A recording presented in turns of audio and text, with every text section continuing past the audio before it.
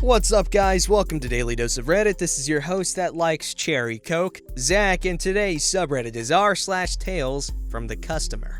This story's called, "If I am on the sidewalk in front of this hospital, I'll call an ambulance to take me to another hospital. Let me tell you my tale of woe and amputation." Yes, literally. I moved last January with a company that packed and moved my boyfriend and me to a mobile home. Lousy company, but they were cheap.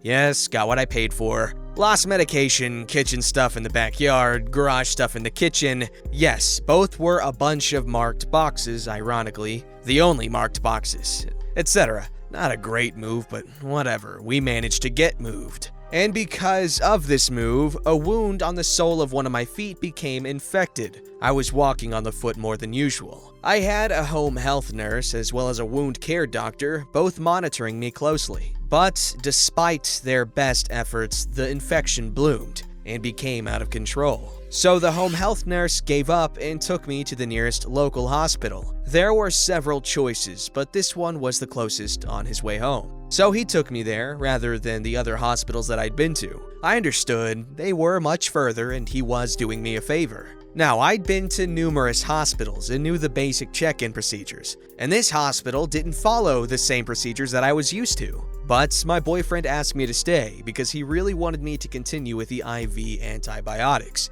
that I was almost immediately placed on. I didn't realize that I could have been transferred by ambulance to a different hospital if I had insisted. I learned that later, much later. Too late, unfortunately. So I'm in a room on the first floor, apparently a locked ward. Never been in a locked ward except for two unfortunate circumstances where I had made a bad decision, from what my boyfriend told me upon his first visit. Weird, but okay. He figured it was closer to the surgery sections. In my past experience, hospitals would place people on different wards due to different prognosis, not because a patient would be closer to the surgery centers. I mean, that's what those big elevators are there for transferring patients from one floor to another, right? But whatever, I knew it was possible I'd need surgery on my foot. They run a test on me. I think it was an MRI or X-ray. It was a mobile machine that scanned my foot and leg for signs of bone infections. Because I'd had 6, but 2 of them were at the same time, so I don't count them separately, bone infections, I knew that the normal course was to remove as much of the infection as was safe and let the IV meds do the rest of the job, if possible. So I was expected to see a surgeon, and he came to visit me the next day. He felt like I'd do better to just amputate either half the foot, or maybe even removing up to a below-the-knee amputation. I agreed, not knowing that there were other options that might save my foot. Once he left, I told my home health nurse about the upcoming surgery, and he was shocked. Because I responded well to the IV meds. He felt like I should be allowed to see if the meds themselves, and orders to stay off my foot for a while, might actually turn the tide. And I wouldn't need major surgery, just maybe a surgical debridement, which is to clean the wound and any other questionable section in the surgery center. Well, this sounded like a much better option, one which the surgeon never even broached. So I talked to the doctor that was assigned to me, and he agreed to hold off the surgery for a little while, give the IV meds the chance to do their job, and see how things look later on. And then the wound care team came in. They found signs of gangrene between 2 toes and took absolutely no other steps other than to loosely wrap my foot with fresh dressing. Now, knowing that gangrene requires surgery, I figured that the surgeon could do a surgical debridement and remove the gangrene as well as the surface infection. And if he found that the foot was not responding to the IV meds, he could let me know, and he and I, could discuss further options, up to and including amputation. But I wanted the debridement first, not the major surgery. Well, the next day or two, I apparently became very confused and ended up in the ICU. My boyfriend didn't know until he visited, and none of my family were notified either. Basically, I was wheeled into the ICU and might have ended up staying in there for an unknown amount of time if my boyfriend hadn't been visiting me a few times a week. I was in that hospital for about 2 weeks. I remember feeling slow before I was transferred, and I remembered feeling like everyone in the ICU was either a monster from Doom or one of the victims to be avoided at all cost. And I didn't trust anyone there. Didn't help that they kept the light off and I was apparently in the furthest room from everyone, unable to see anything but a small slice of the actual nurse's station. My boyfriend suspects that I might have been given pre-surgery anesthetics, although the hospital claimed that I was having breathing issues. I think they thought the breathing issues would explain away the slowness I felt. But they didn't realize that I breathe shallowly, which sometimes lowers my blood oxygen. It's completely normal for me and hasn't caused me any complications in or out of the hospitals. And I had a nurse that hated me. Right before I was transferred back to my room, I had asked her how often I could get a pain med, and she was looking right at my chart and information. She lied to me and told me I could get something every 6 hours. It ended up actually being every 4, which I thought was the right answer, but I had to ask the next nurse to get the actual truth. And it wasn't even like this nurse was going to have to give me a pain pill before her shift ended. No matter what, it would have had to be the next nurse. And there were some other things that this specific nurse did that I think were against the law. Like, my call button was behind me, well out of my reach, for almost the entire time I was in the ICU. And when I somehow became tangled up in my wires, she blamed me for getting tangled up and made fun of the fact. But enough about the ICU, except for one last thing. While I was there, still confused and not trusting anyone, one of the surgeon staff came and visited me and badgered me, telling me the surgeon would never touch my foot unless I agreed to them amputating my foot if needed. She made it sound like nobody would touch my foot, even to do basic wound care, unless I gave them carte blanche to basically do whatever they wanted to. Eventually, I got so tired and so confused, I agreed to it. Suddenly, less than 24 hours after that, I was released back into my room. Signed a paper, couldn't read it because I'm legally blind in one eye and the other has a bad cataract, and saw the wound on the bottom of my foot. It actually looked so much better because of the IV meds and staying off of my foot. So I was reassured. They hadn't taken any further tests, except maybe blood tests, so I figured that the worst that could happen would be a couple of toes might disappear. I'd already lost one years ago and knew that I wouldn't have any problems walking without a couple more. Went under for the surgery and, well, I wouldn't have used the title I used if I was only missing a couple more toes. Woke up and looked at my foot, and I immediately saw a huge difference. I had lost all of my toes, as well as the ball of my foot, and basically a straight horizontal line from that point across my foot. Even wrapped as heavily as it was still obvious that they had done some serious carving, and there isn't a thing I can do about it. I ended up spending another 2 months in a long-term nursing facility, recovering from the surgery. Ironically, I could have easily lessened that time considerably,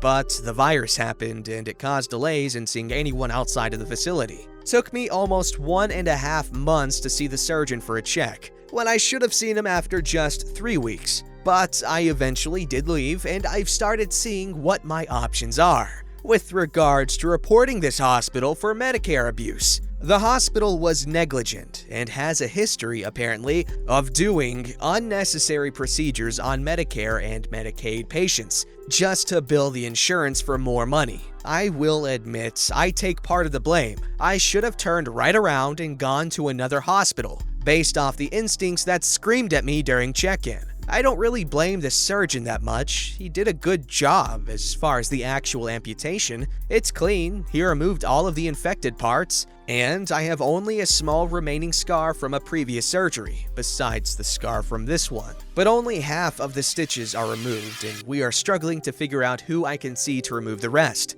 I can walk fine, although I still have to go slow with the stairs. I have 4 that lead up to my mobile home. I have no pain, but I think that's mostly due to nerve damage, which has been a long-term issue. And yes, I'm a diabetic. Type 2, although for some reason, my body reacts more like I'm a type 1. I struggle with controlling my sugars, but I know that it's possible. But ultimately, I will never go into this hospital again. Apparently, they claimed that I was bipolar. My long-term therapist was shocked. which I think was more because I made their lives absolutely miserable both before and after the surgery. I mean, I argued with them repeatedly, telling them I wanted them to do the surgical debridement, no amputation before giving me more information, and gave them hell afterwards, telling them that they never did any testing to prove that it was needed. Oh, and would you ever go to a hospital that couldn't afford to replace the batteries in the paper towel dispenser? One of their IT guys told me how he had to break the one that he used just so that everyone, visitors, patients, and staff, could get paper towels easily. I shudder to think about how the surgery center is treated when the hospital doesn't properly supply the visitor areas. So yes, unless it's a life and death situation, I will get an ambulance to take me anywhere other than this hospital. And if it's life and death, I'll be arranging a ride to another hospital as soon as I'm stable enough. So please, if you ever walk into a hospital and get a bad feeling, if you have any options, listen to your feelings. Don't let someone badger you into a decision you'd never make willingly. Make a medical power of attorney. There's free forms all over the internet, and make sure you leave copies with family and friends as well as your doctor. And make sure that someone, a neighbor, a third party, a coworker, family member, someone visit you a few times a week to make sure you don't end up in the hole. ICU. Terrible. When you're in the hospital, the only thing you should worry about is just getting better and resting and stuff like that. Oh man, it's a sad day when you can't trust your medical professionals. However, OP seems to have adjusted well enough to their 1.5-foot life. And hey, if it's any consolation, you are much more likely to get a bionic foot now, and that is actually really cool. And I'm not even joking. Like those super cheap bionic arm things that are also really, really cool, are so cool. And I cannot wait for like 5 years from now when like it's even more cool. And then you'll have Iron Man Repulsor Blast in your hands. Me personally, I'd get like the loop hook and a hidden blade from like Assassin's Creed Revelations, because if you never played that game, they added a loop hook that made like climbing upwards so much quicker, and it extends your reach and like opens up so many more traversal options. Revelations is underrated, first of all. That is such a good game. I'm talking about video games when this woman got her foot amputated. I'm sorry. Bionic foot, go! Alright, this story's called I Was the Annoying Customer. So for a little background, I've worked in restaurants my entire life, so I know an annoying customer when I see one. These people aren't bad customers, they're not Karens, they just want a lot. They're special and they know it, and they give me extra work. One day I was meeting a friend at a restaurant that I had never been to, but for reasons, she had to take off before I got there and couldn't communicate that to me. She was a no-show, so I sat down at the counter and ordered to go. First annoying thing I did was ask for a glass of ice for the can of soda that I had brought in. I asked if it was okay first, and the place was also like a corner store, so this was at least a little okay, but that was my first strike. I zero in on the lunch menu, and because I just wanted something quick, I ordered a grilled ham and Swiss with tomato, mayo, and mustard only. The waitress then told me that they don't do lunch on the weekends because there is no demand for it, breakfast only. I was more than a little disappointed. I was already imagining that delicious combination in my mouth. I asked her if they can make me a ham and Swiss breakfast sandwich instead, add tomato on sourdough. The waitress asked me if I wanted egg, and when I said no, I realized that I had just ordered the exact same thing as before, but just added the word breakfast to it. I started to feel like a butthole. I self-consciously sipped at my illicit drink, thinking about how much my waitress and cook hate me right now. The order took what seemed like forever. I paid, left a $5 tip on a $10 sandwich, got my food, which did take forever, but I wasn't about to complain. I just ordered a sandwich that was totally off menu and tricked them into it, no less. The waitress mentions that the mustard is in the bag because they didn't have it available in the kitchen at breakfast, and I dip. When I got to my car, the smell coming from the bag was too much to handle and I was starving. So I busted it open, opened the sandwich to add the mustard, and to my surprise, sitting in front of me was an absolute wonder to behold. The cook had lovingly caramelized the ham in my sandwich and expertly seared the tomatoes, a step that was totally unnecessary. And I'm sure they don't normally do it, but little did he know, seared tomatoes are in the top 3 on my list of favorite foods. I was totally blown away at the care that went into the sandwich, all while I was imagining their annoyance at me. I'm not gonna lie, the sight of me eating that sandwich was ugly, very ugly. And I was glad that I got it to go because the other patrons would have been offended by the manner in which I shoved that sandwich into my gullet. It was the best ham and Swiss on sourdough that I've ever had in my life. I was a little sad because I didn't get the chance to personally thank the cook, but I left a really good review of the place. First of all, let me just say I'm pretty sure all restaurant peeps out there appreciate your thoughtfulness when you're ordering stuff like that.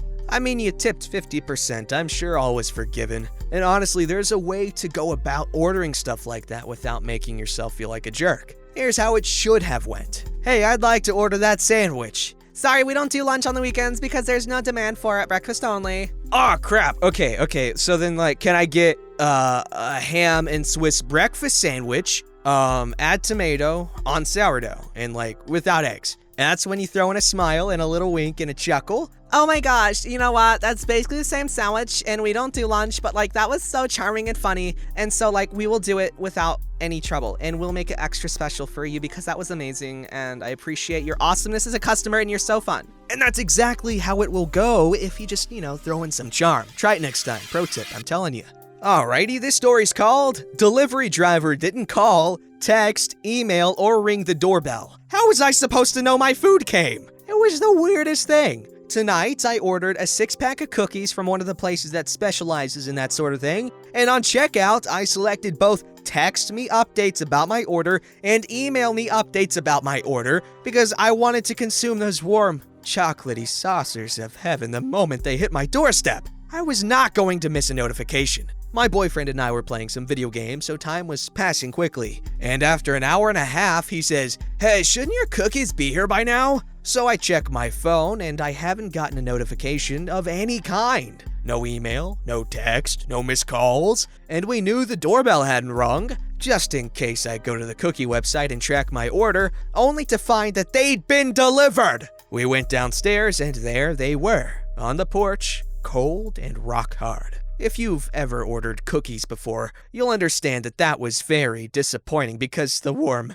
gooiness is the best part. It was just so bizarre. They can't expect you to sit there and refresh the page or watch the door till the order delivers, right? To answer your question, no. What the heck? If I'm paying a ridiculous amount of money for the delivery, which you do pay a ridiculous amount of money for the delivery, I said livery. Anyways, with the amount you pay extra, they should freaking just oh, here's your food, my good sir, may I shine your shoes? And obviously you decline because that's just not classy. And then you'd be like, hey man, I appreciate your good service. This is quality stuff that I'm paying for, and here's a good tip. And you gotta tip the drivers well. Come on, you always gotta tip the drivers well. But then there's the understanding that you're supposed to get good service. You gotta freaking, I am currently 0.4 miles away from your house, 0.3, 0.2, 0.1. I am literally outside your door. I am putting your cookies down right now. Freaking second by second updates, man. I'm kidding, just let me know when my food's here.